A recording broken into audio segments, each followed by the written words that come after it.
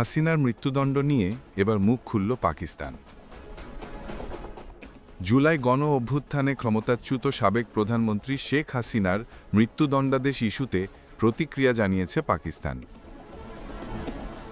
মানবতাবিরোধী অপরাধে হাসিনা বিরুদ্ধে হওয়া এই রায়কে বাংলাদেশের অভ্যন্তরীণ বিষয় বলে মন্তব্য করেছে দেশটি। শুক্রবার ২১ নভেম্বর সাপ্তাহিক সংবাদ ব্রিফিংয়ে পাকিস্তানের পররাষ্ট্র মন্ত্রণালয়ের মুখপাত্র তাহির আনরাবি এ মন্তব্য করেন। তিনি বলেন, এটি বাংলাদেশের অভ্যন্তরীণ বিষয়। নিজেদের সমস্যা সমাধানে বাংলাদেশের জনগণই সবথেকে উপযুক্ত। তাহির আনরাবি আরও বলেন, শেখ হাসিনার মৃত্যুদণ্ড বাংলাদেশের অভ্যন্তরীণ বিষয়।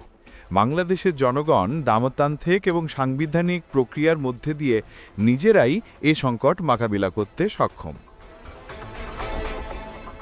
এর আগে গত সোমবার জুলাই আন্দোলনের সময়ে মানবতা বিরোধী মামলায় ক্ষমতাচ্যুত শেখ হাসিনাকে মৃত্যুদণ্ড দেন আন্তর্জাতিক অপরাধ ট্রাইব্যুনাল।